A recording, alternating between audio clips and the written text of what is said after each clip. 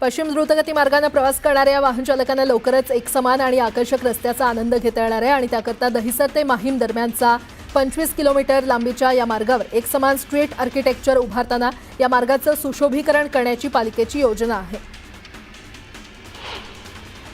कर्मचाऱ्यांची रिक्त पदं आणि उंदरांचा सुळसुळाट यामुळे चर्चेत आलेल्या विलेपार्लेच्या कूपर रुग्णालयातील सर्व सेवा पुढील 3 महिन्यात सुरळीत केल्या जाणार आहेत। मुंबई महापालिकेच्या 64 भूखंडावरील झोपड्यांचा पुनर्विकास प्रशासनाने हाती घेतला असून 47 योजनांसाठी 86 विकासकांनी निविदा भरलेल्या आहेत। यातील 21 योजनांना अनेक विकासकांनी चांगला प्रतिसाद दिला आहे। मुंबई शहरातील महत्त्वाकांक्षी कोस्टल रोड 24 तास वाहतुकीसाठी खुला केल्याने वाहनांची वर्दळ दुपटीने वाढलेली आहे। या रस्त्याच्या देखभालीसाठी पालिकेने 5 वर्षांसाठी कंत्राटदाराची निवड केली असून त्याकरता एकूण 88 कोटी 43 लाख रुपये खर्च येणार आहे। हार्बर मार्गावरील कुर्ला टिळक नगर स्थानकादरम्यान नवीन डायव्हर्जन मार्गिकेच्या कामासाठी शनिवारी रात्रीपासून रविवारी दुपारपर्यंत सुमारे 14.5 तासांचा ब्लॉक घेण्यात येणार आहे। या ब्लॉकमुळे हार्बर मार्गावरील वडाळा रोड मानखुर्द दरम्यानची लोकल सेवा बंद राहील। पुणे पिंपरी चिंचवड आणि पुणे महानगर प्रदेश विकास प्राधिकरणासाठी म्हाडानं सोडत जाहीर केलेली आहे। त्यानुसार एकूण 6168 घरं उपलब्ध होणार असून त्यासाठी येत्या 31 ऑक्टोबरपर्यंत ऑनलाईन पद्धतीने अर्ज करता येणार आहे। गेल्या काही वर्षांपासून ओसी प्रमाणपत्राअभावी अनधिकृत इमारतींचा शिक्का बसलेल्या मुंबईतील हजारो इमारतींसाठी महिन्याभरात नवं धोरण आणण्याचा निर्णय नगरविकास खात्याने घेतलेला आहे आणि त्यामुळे या इमारतींना भोगवटा प्रमाणपत्र मिळवण्याची संधी मिळणार असल्याची माहिती उपनगर जिल्ह्याचे पालकमंत्री आशिष शेलार यांनी दिली आहे।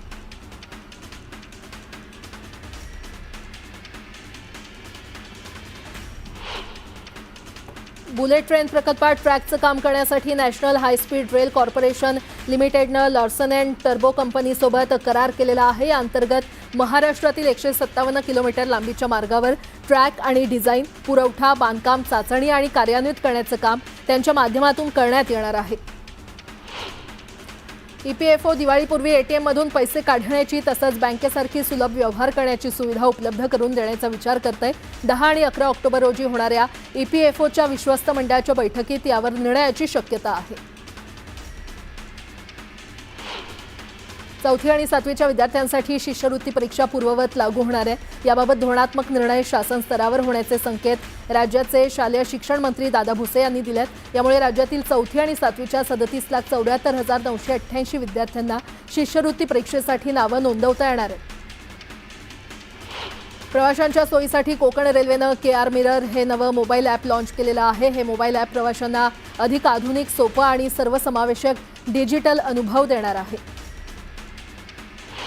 प्रदीर्घ लढाईनंतर महापालिकेच्या 580 स्वच्छता कर्मचाऱ्यांना सेवेत परत घेण्यात आलं। मात्र गेले 2 महिने त्यांचं वेतन रखडलेलं आहे, तसंच थकबाकी देखील दिली नाही। यावर पालिकेनं लवकरच वेतन आणि थकबाकी देण्याचं आश्वासन उच्च न्यायालयाला दिलेलं आहे। त्यानंतर न्यायालयानं प्रत्येक कामगाराला 50,000 रुपये भरपाई देण्याचे निर्देश महापालिकेला दिले। लाखो भाविकांचं श्रद्धास्थान असलेल्या अष्टविनायकाच्या मंदिर परिसरात सुरू असणारी विकासाची कामं वेळेत आणि दर्जेदार पद्धतीने पूर्ण करावीत। या विकास आराखड्याअंतर्गत काम करताना मंदिराच्या मूळ बांधकामाला कोणताही धक्का न लावता प्रत्येक कामाला हेरिटेज टच द्यावा असे आदेश उपमुख्यमंत्री अजित पवार यांनी दिलेले आहेत।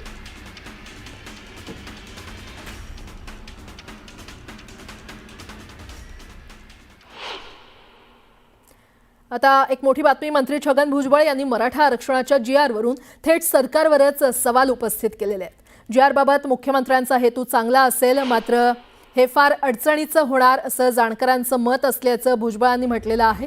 तर सरकारचा जीआर ओबीसींवर अन्याय करणारा असून जरांगेंनी जीआरमधून पात्र शब्द काढायला लावला।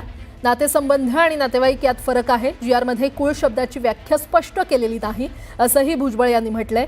भुजबळांच्या या टीकेला जरांगे यांनी जोरदार पलटवार दिलाय।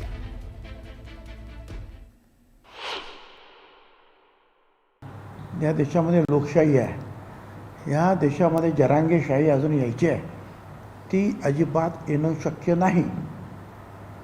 बाकीच्या राज्यांमध्ये, देशांमध्ये आजूबाजूला गडबड होते, परंतु बाबासाहेब आंबेडकरांचं संविधान एवढं मजबूत आहे की त्यांनी आपल्या अनेक राज्यांना, अनेक भाषांना, अनेक जातींना, अनेक धर्मांना एकत्रित बांधून ठेवून ही लोकशाही जी आहे आतापर्यंत जपलेली आहे.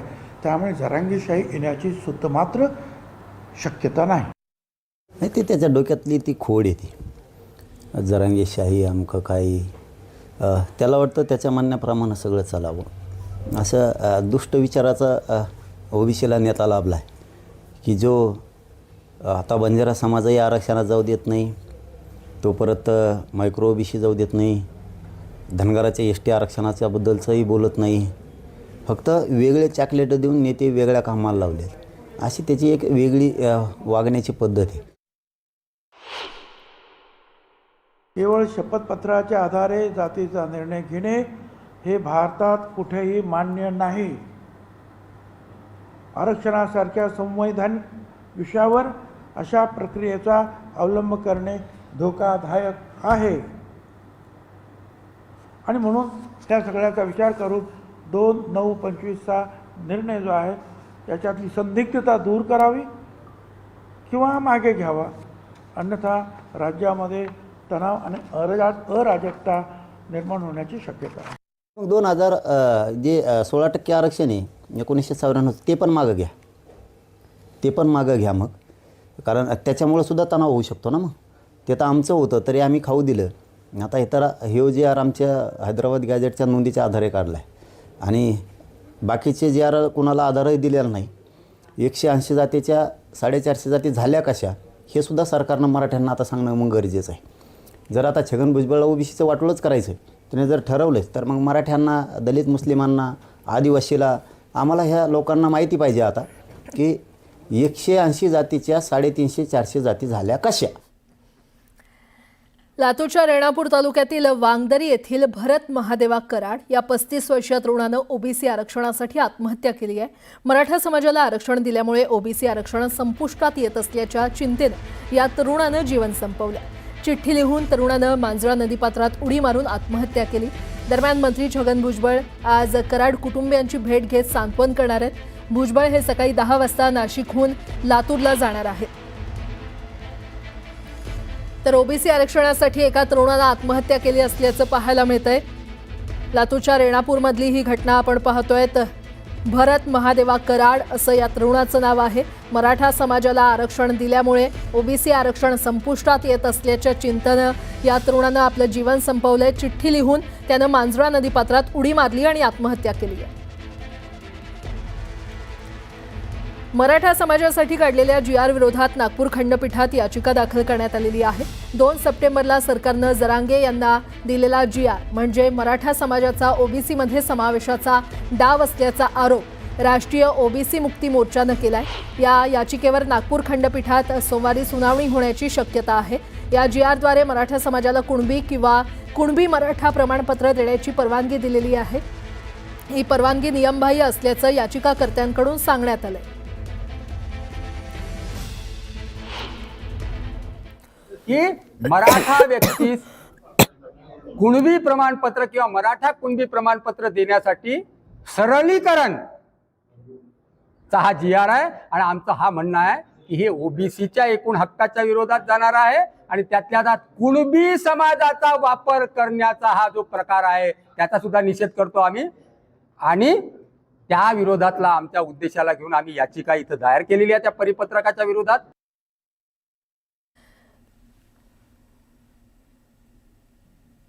पुन्हा एकदा बातम्या पाहणार आहोत वेगवान स्वरूपात.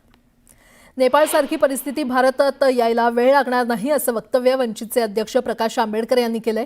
केंद्र सरकारनं सतर्क राहिलं पाहिजे. सरकारनं सतर्क राहून बोकाळलेला भ्रष्टाचार बंद केला पाहिजे. दिवसेंदिवस न्याय व्यवस्था ही कोलमडत चालली असून तिला सावरलं पाहिजे असा सल्ला आंबेडकर यांनी दिलाय. मराठा आरक्षणाला जर मंत्रिमंडळातले मंत्रीच विरोध करत असतील तर मुख्यमंत्र्यांनी त्यांची भूमिका स्पष्ट करावी असं आमदार शशिकांत शिंदे म्हटलंय. सरकारमध्ये एकवाक्यता नाही, त्यांनी फक्त 2 समाजामध्ये तेढ निर्माण करायचा प्रयत्न केलाय असा आरोप शिंदेंनी केलाय.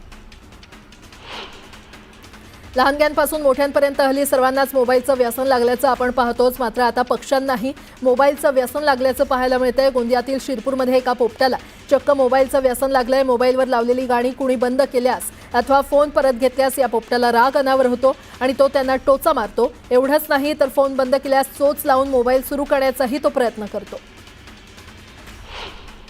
वर्धा जिल्ह्याला 2 दिवसांपासून पावसानं धो-धो धुतलंय, त्यामुळे नदी नाले दुथडी भरून वाहत आहेत. यशोदा नदीच्या पुलावरून पाणी वाहत असल्यानं वर्धा ते राळेगाव महामार्ग बंद झालेला आहे. 6व्यांदा यशोदाला मोठा पूर आल्यानं शेकडो हेक्टरमधील उभं पीक पाण्याखाली आलंय, त्यामुळे शेतकऱ्यांचं मोठं नुकसान झालंय. लोणावळ्यात हजारो पर्यटक पर्यटनासाठी येतात, मात्र तिथे मूलभूत सुविधांचा अभाव असल्यानं पर्यटकांसह स्थानिकांनी देखील नाराजी व्यक्त केली आहे आणि याचाच निषेध म्हणून स्थानिक महिलांनी लोणावळा नगर परिषदेच्या बाहेर थाळीनाद आंदोलन करत निषेध केला. निसर्गाची कृपा आणि पालिकेच्या तत्परतेमुळे सोलापूरकरांवरचं मोठं संकट टळलेलं आहे. सोलापुरातील सखल भागातील पाणी ओसरण्यास सुरुवात झाली आहे, त्यामुळे सोलापूरकरांना तात्पुरता दिलासा मिळाला आहे. सांगलीच्या मिरजमध्ये गायीची कत्तल केल्याप्रकरणी दोघांवर मिरज शहर पोलीस ठाण्यात गुन्हा दाखल करण्यात आला आहे, तर पोलिसांकडून 4 गायी आणि एका वासराची सुटका करण्यात आलेली आहे. गुजरातमध्ये जाणारे लिंबाचे दर मोठ्या प्रमाणात कोसळले आहेत. गेल्या वर्षापेक्षा यंदा तब्बल 70 रुपये प्रति किलोनं दर कमी झालेला आहे. सप्टेंबर 2024 मध्ये 110 रुपये प्रति किलो दर होता. यंदा तोच दर फक्त 40 रुपयांवर आलेला आहे. पश्चिम महाराष्ट्रात आता वाघांची डरकाळी ऐकू येणार आहे. सह्याद्री व्याघ्र प्रकल्पात आता 8 नवे वाघ येणार आहेत. ताडोबा आणि पेंच व्याघ्र प्रकल्पातून वाघ आणण्यास वन मंत्रालयानं परवानगी दिली आहे. यात 3 नर आणि 5 मादी वाघांचा सहभाग आहे.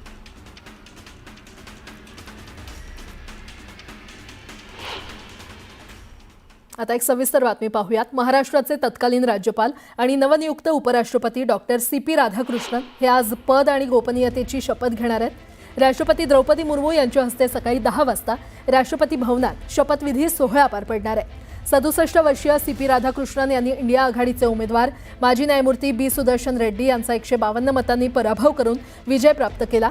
राष्ट्रपती भवनाच्या गणतंत्र मंडपात हा शपथविधी कार्यक्रम होणार असून या शपथविधी कार्यक्रमाला राज्याचे मुख्यमंत्री देवेंद्र फडणवीस, उपमुख्यमंत्री एकनाथ शिंदे आणि उपमुख्यमंत्री अजित पवार उपस्थित असतील.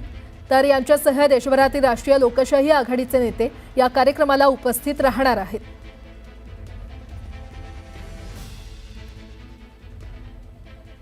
उपराष्ट्रपती CP राधाकृष्णन यांच्या शपथविधी सोहळ्याला अजित पवार यांची अनुपस्थिती आहे. NDAच्या घटक पक्षांच्या प्रमुखांना उपराष्ट्रपतींच्या शपथविधीचं आमंत्रण देण्यात आलं तरी देखील अजित पवार यांची अनुपस्थिती पाहायला मिळते. दुसरीकडे एकनाथ शिंदे हे घटक पक्षाचे प्रमुख म्हणून दिल्लीमध्ये दाखल झालेले आहेत. मात्र उपराष्ट्रपतींच्या शपथविधीला अजित पवार यांची अनुपस्थिती पाहायला मिळते. राष्ट्रवादीकडून प्रफुल्ल पटेल यावेळी उपस्थित राहणार असल्याचं कळतंय. पुन्हा एकदा बातम्या पाहणार आहोत वेगवान स्वरूपात. गोंदियामध्ये रब्बी पिकातील धान विक्रीचे पैसे न मिळाल्यामुळे शेतकरी कर्जबाजारी झालेले आहेत. खरीप हंगामातील शेतीचा खर्च कसा भागवायचा असा प्रश्न शेतकऱ्यांसमोर उभा आहे. 239 कोटी 84 लाख रुपये शासनाकडे बाकी आहेत. मराठा आरक्षणाच्या GRला विरोध करत जळगावच्या धरणगावात OBC समाज बांधवांनी आंदोलन केलं. OBC कोट्यातील आरक्षणाचा GR रद्द करण्याची मागणी करण्यात आली आहे. धाराशिवच्या तुळजाभवानीचा नवरात्रोत्सव काही दिवसांवर आल्यानं तुळजाभवानी मंदिरात तयारीची लगबग सुरू आहे. साफसफाईसह अन्य कामांना वेग आलाय. तसंच तुळजाभवानी मंदिरातील छबिना मिरवणुकीच्या वाहनाची रंगरंगोटी करण्यास सुरुवात झाली आहे. वडगाव मावळ न्यायालयासाठी 109 कोटी रुपयांची नवीन भव्य इमारत उभी राहणार आहे. आमदार सुनील शेळके यांच्या उपस्थितीमध्ये हा ऐतिहासिक निर्णय घेण्यात आलाय. जळगावच्या वडली गावात महिला एकत्र येत दारूबंदीसाठी आक्रोश मोर्चा काढला. एकूण 25 महिला बचत गटांनी एकत्र येत ग्रामपंचायतीला निवेदन सादर केलं. नारी शक्ती संघटनेच्या नेतृत्वाखाली हा मोर्चा काढण्यात आला. या मोर्चात मोठ्या संख्येनं महिलांनी सहभाग घेतला. आम्ही आरक्षण लोकशाहीच्या मार्गाने मिळवलं, तुम्हाला काय करायचं ते करा असं म्हणत जरांगे यांनी भुजबळ यांच्यावर निशाणा साधलाय. आमचा GR मागे घेतला तर 16% आरक्षण देखील मागे घ्या अशी मागणी जरांगे यांनी केली आहे. मराठा आरक्षणाच्या GRला कुणीही चॅलेंज केलं तरी धोका नसल्याचं मंत्री शंभूराज देसाई यांनी म्हटलंय. तर मराठा समाजासाठीच्या GRमध्ये एक एक शब्द कायद्याच्या चौकटीत बसणारा असल्याचंही देसाई यांनी म्हटलंय. OBCला धक्का न लागता मराठा समाजाला आरक्षण दिलं पाहिजे ही माझी व्यक्तिगत भूमिका आहे असं वक्तव्य एकनाथ खडसे यांनी केलंय. तर OBCचं नुकसान होणार नाही याची काळजी सरकारनं घ्यावी असंही ते म्हटलंय. शिवडी परिसरात अटल सेतूकडे जाणाऱ्या महत्त्वाच्या रस्त्यावर थरारक प्रकार समोर आलाय. अचानक रस्त्यावर 20 फुटांचा मोठा खड्डा पडल्यानं वाहन चालकांमध्ये भीतीचं वातावरण निर्माण झालेलं आहे. अपघात टाळण्यासाठी तातडीनं पोलिसांनी घटनास्थळी बॅरिकेड्स लावले. मुंबईतील शिवसेना भवनासमोर ट्रॅफिक पोलिसाच्या अंगावर ट्रक घालण्याचा प्रयत्न झाला. टिळक ब्रिजवर ट्रॅफिक असल्यामुळे अन्य मार्गावरून ट्रक घेऊन जायला सांगितलं म्हणून पोलिसाच्या अंगावर ट्रक घालून चालकानं पळ काढण्याचा प्रयत्न केला. सुदैवानं यात ट्रॅफिक पोलीस विश्वास बंडघर बचावले असून ट्रक चालकाला पोलिसांनी ताब्यात घेतले. ठाण्यातील डायघर परिसरातील अवैध बांधकामावर पालिकेनं तोडक कारवाई केली आहे. कारवाईला नागरिकांनी विरोध केलेला आहे. तोडक कारवाई थांबवण्याची मागणी करण्यात आली आहे. परिवहन मंत्री प्रताप सरनाईक यांनी दहिसर टोलनाका आणि वसवा पुलासमोरील परिसराची पाहणी केली आहे. दहिसर टोलनाका स्थलांतरित करण्याच्या निर्णयानंतर त्यांनी ही पाहणी केली. तर दिवाळीपूर्वीच टोलनाका स्थलांतरित होणार असल्याचं सरनाईक यांनी म्हटलेलं आहे.